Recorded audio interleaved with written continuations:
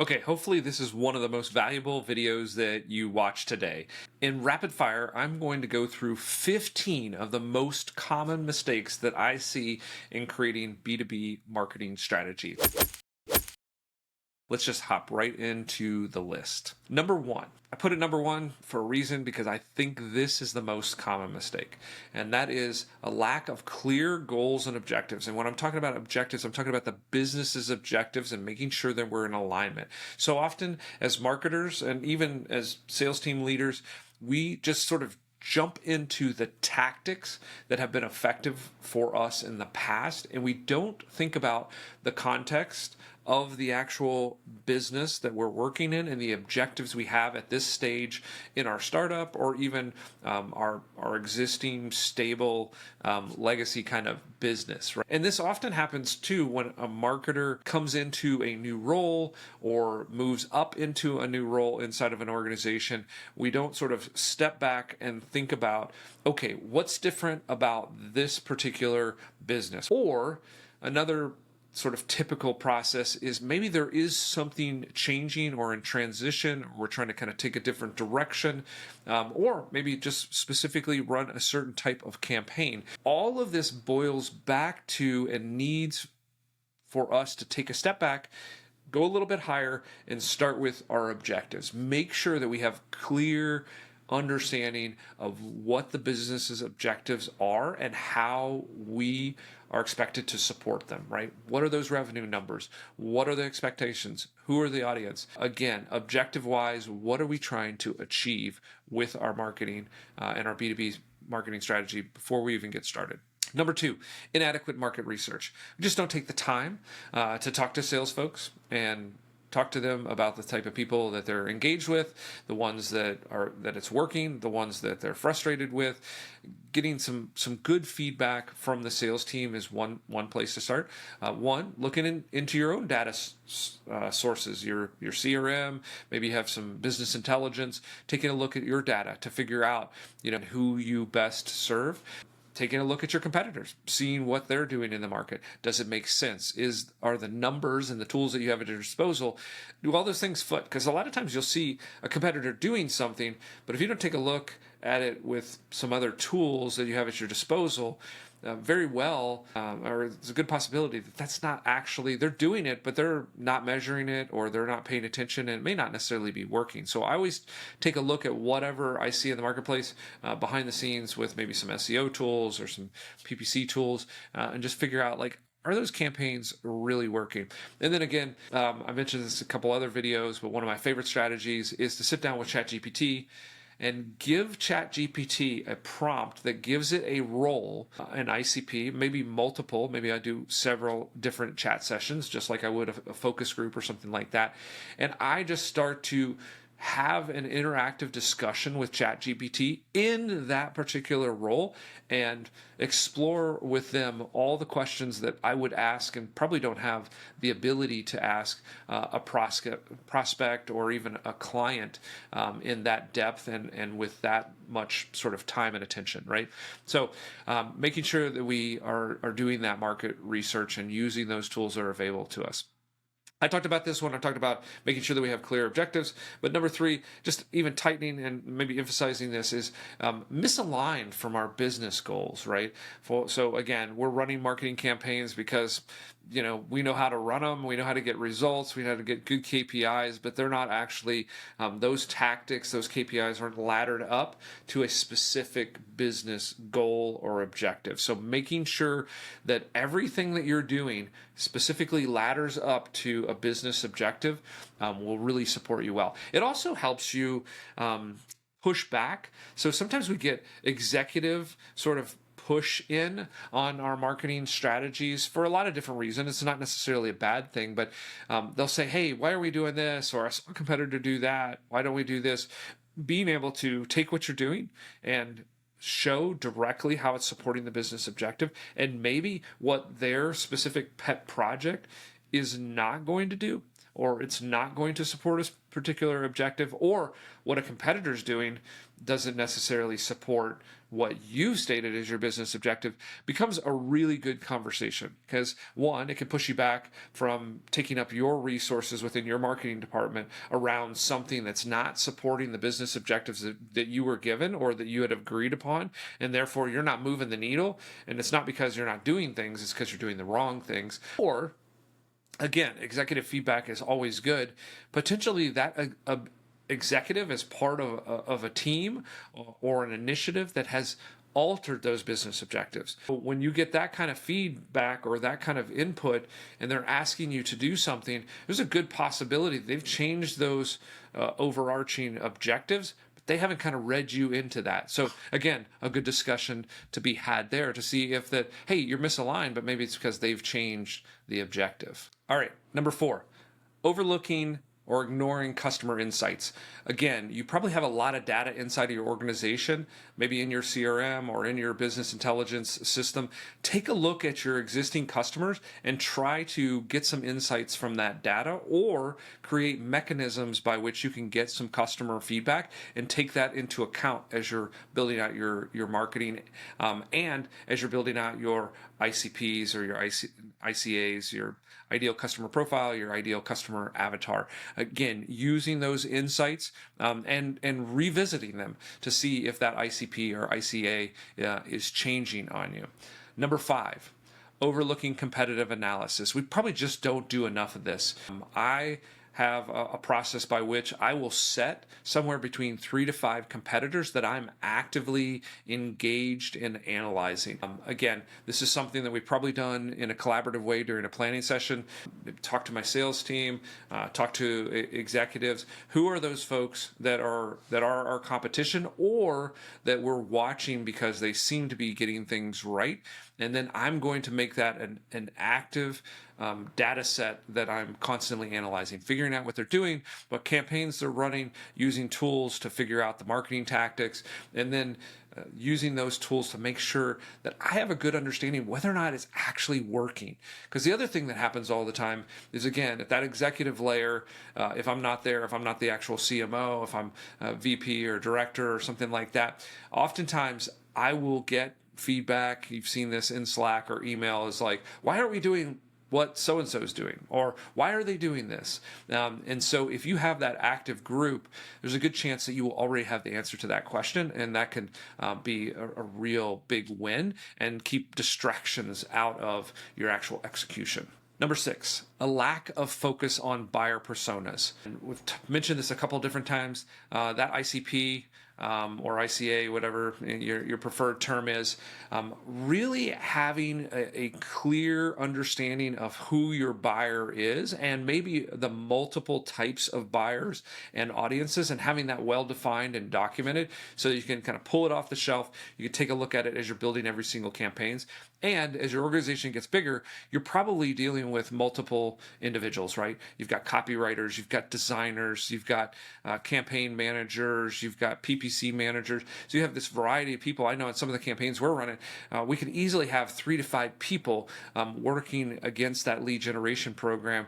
And this document becomes really important because at every stage, those people can kind of take into account and be sort of read in and understanding exactly who that ICP is and what they're building creative for, or what they're running campaigns into, that targeting, that sort of thing. The other thing is it gives us a nice QC as we move through that process and getting campaigns deployed and executed, and we're looking at the analytics.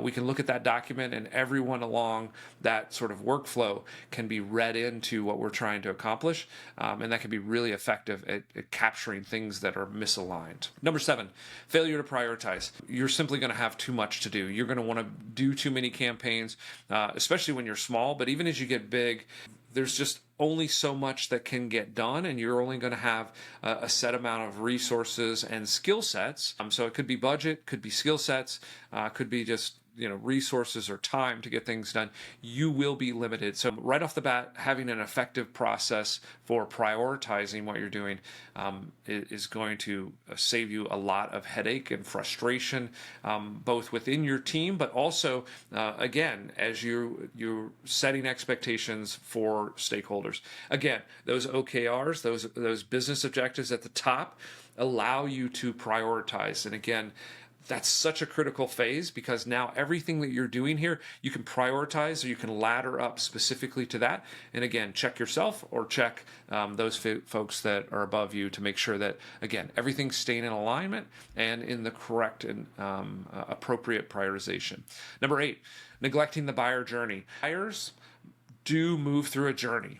So often we get so focused on like Google Analytics and last attributions, like, oh, this came from PPC, this came from SEO. But the fact of the matter is, the buyer, especially in the B2B context, is often there are multiple, or a committee that makes that buying decision, and there are multiple steps along the way, right? So there's somebody that comes in and collects some information off of your website. There's another person that reaches out and has that discovery meeting and kind of investigates and vets you. And then maybe there's this larger committee that comes together and talks with you next, and then ultimately that results in working through agreements and those sorts of things. So it's really important to understand that full buyer journey, and that they're going to have multiple interactions with you, and then make sure that your B2B marketing program supports them at every phase of that interaction. Number 9, poor resource allocation. This kind of ties into prioritization, but so oftentimes we will deploy resources against the loudest voice in the room, instead of the priorities and the planning and the strategy that ties into our true objectives.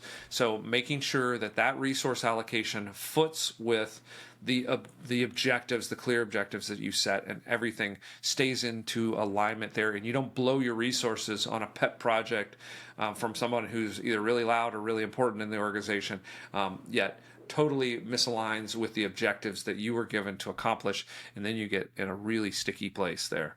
Number 10, underestimating content strategy. So content generally takes a fair amount of work. There's a workflow. You got to get ahead of it. You've got to spend some time sort of actually creating the content, deploying the content, making the content effective when it is published, building out the channels and creating the audiences.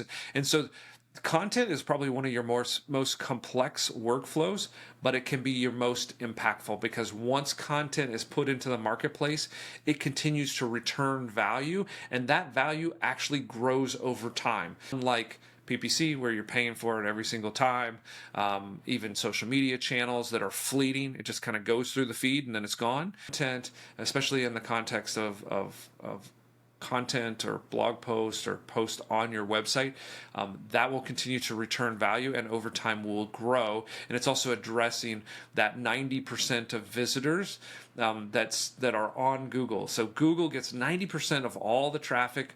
I don't know if you watched my video where I talk about some of the stats. We can link it here as well, that will impact your marketing strategy. But one of those big stats is over 90% of the traffic on the internet starts at Google, right? So Google has 90% market share for traffic, so you have to get them off of that. Content is going to serve that purpose. So don't underestimate content. There's increasing ways to make that an efficient process, and again, I've got some other videos to talk about that specifically, but don't underestimate it. Content is one of your most powerful and growing in value strategies that you'll have in your B2B marketing plan. Number 11, a lack of flexibility and adaptability. You will need that plan, sort of the classic Mike Tyson, like everybody has a plan until they get hit in the face. And we used to say in the military, like that plan completely goes out the door or changes at first contact, right? So the first contact with the enemy, everything that you planned is going to be helpful. It's going to be supportive. It's going to create a preparedness in you, but that plan as it's built will completely fall apart, right? It'll have to be reshuffled. You'll have to have flexibility and adaptability. The same thing with marketing. As that data starts coming back, as the feedback loop starts coming in here, you need to assess it, and you need to create that flexibility and adaptability to adjust and optimize based on the reaction you're getting from the marketplace, right? And you need to have those feedback loops built in, and you need to have process in there that allows you to adapt. The worst thing you want to do is light up a campaign and just run it and go to sleep, because it will, at the very least, it'll deteriorate over time. At the very worst, it'll completely be ineffective from the start. And if you don't pay attention to it, you're just lighting money and resources on fire. Number 12, ignoring technology and tools. This can be kind of a plus or minus, in my opinion. Sometimes we get too enamored with technology and tools, and we just keep layering in all these little bespoke pieces that we think is going to solve our world. But I will tell you that selected in a considered way and implemented with time and effectiveness, those tools, those technologies will allow you to scale so much faster. My recommendation here is take time to assess the tools and the technologies. So my recommendation is take a fair amount of time evaluating the tools and vetting them in the context of your particular scenario and operation. And then once you make that commitment to the tool and you invest in the tool and technology, make sure that you do a proper effort in implementing it, and then become an expert at leveraging that tool. Use all of the features that are appropriate and become well versed in how to maximize the return on that technology or tool set in your stack. So again, sort of like hiring, hire slowly, and then, get rid of it quickly, right? As the old adage goes. So hire fast, hire slow, fire fast. Same sort of thing with technology, right? Vet it, take your time vetting it up front. And then once you get it, make sure that you're working with it. And if it doesn't work, get it out of the stack as quickly as possible. But once you've committed, really make a good effort to become an expert in that tool or technology. Number 13, poor communication and collaboration. This was always challenging, especially in an increasingly hybrid and/or remote world. Trying to keep everybody synced up and making that communication effective. There's a couple of strategies that I have here for you. One, most of us communicate via Slack or some project management tool. And then there's, of course, email and video huddles. So the way that I like to kind of keep these things doing what they do best and trying to make my communication effective, but not taking up so much. This is the way I like to do it. So I like to use Slack when I'm offering in ideas and I need feedback. I want to brainstorm. I want to get people excited about something that I'm working on or an initiative. And so I make that group pretty large. I get them excited about what we're kind of thinking about. I get all kinds of feedback and reaction. And then from that, I stop that conversation. So no longer am I working in Slack. Then I go to a document and I start to build out that campaign brief or that strategy brief. And that document will contain, hopefully, all the feedback I've gotten here, what I think is kind of the best approach. I do that usually by myself. Then I create or I share in a very small, tight group. That can help me refine that. And that group can change from time to time. Maybe it's experts. Maybe it's an executive level buy-in that I'm trying to get. Maybe it's a disassociated party that I just want to kind of vet it objectively. But usually that group is 3 is kind of a good number, and no more than 5. Then I'm going to work through that document in a really intense way. So this is the pressure that kind of creates the diamond, so to speak. Then, once I have that document, I'm going to brief that. I never just dump a document into Slack. That's just a recipe for disaster. And I certainly don't invite everybody to come in and give me feedback on that document. What I will do next is I will create probably a little bit larger group, primarily stakeholders and the people who will be executing on the strategy. And then I will brief through the strategy. And as I brief through the Then I will take a second round of feedback, and that will be feedback from the group and potentially that small group when I schedule, which is usually a Zoom call, when I schedule that video call, I will give them the document as homework. I will not give them edit access. I don't want them editing it. I don't want them commenting on it. I want them to consume that, and then we'll bring that into the meeting. I will brief it in more detail, and then we will have a collaborative session, and we will try to get commitment that that's what we're going to go forward to. And then that document becomes the seed that builds out my project plan in the project system, and then the rest of the execution happens within that project. And then if we have, one-off clarifications, obviously we can do that via Slack. So that's kind of my workflow there for communication and collaboration. Went a little bit deeper on that. Probably should do a whole video on kind of how that workflow works. But that has been the most effective for me, and it keeps us efficiently sort of working through strategic initiatives, right? And these can be of varying sizes, but the actual workflow remains the same. All right, number 14, insufficient testing and optimization. Again, I think I mentioned this earlier in the video. So often we just kind of light up a campaign, toss it out in the marketplace, and just forget it, and then hope that it works.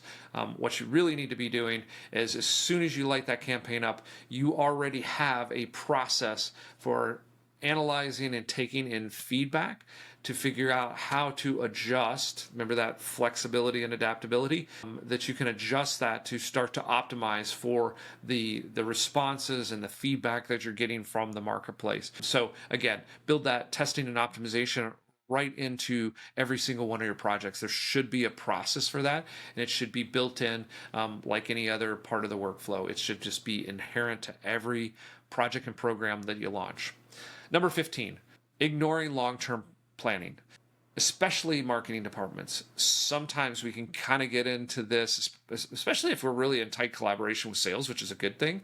Oftentimes we will get into a very reactive and kind of right now high urgency type of rhythm. And that is typically counterproductive, right? We want to have this campaign mindset, this campaign strategy. We want to create predictable revenue through our marketing efforts and predictable lead flow for our sales teams. Those are our core objectives, and that takes a campaign strategy so that we can, again, create sustainability, we can get good data and feedback, and we can create campaigns that will sustain for the long term. And then every so often, we need to pull up and do that long-term planning to figure out what those campaigns are, make sure, again, participating in the building out of the business objectives and the OKRs, and then making sure that everything connects and ladders into those. That's your long-term planning, and is really essential to have that set into your regular rhythm where you can kind of pull up there, look at everything that you've done, look at the data, and figure from a long-term standpoint, the things that you double down on and the things that you cut at any given time. So make sure that you've built in that long-term planning. I really hope that you've enjoyed this. I love giving these deep dives into B2B strategy and how to kind of work through it, and how I do this work as a B2B lead generation agency for my clients. Hopefully it's helping you in-house. If we can be helpful, come to BillRiceStrategy.com and connect with me. I would love to have a call with you. If you've enjoyed this content, encourage you to become a subscriber, hit that like button, hit that notification bell. All of this helps it grow, helps get this content out into the world, and help more of our B2B marketing colleagues. I really appreciate you. Glad you're here. Hopefully you've seen a few of these videos, and hope to see you on the next one.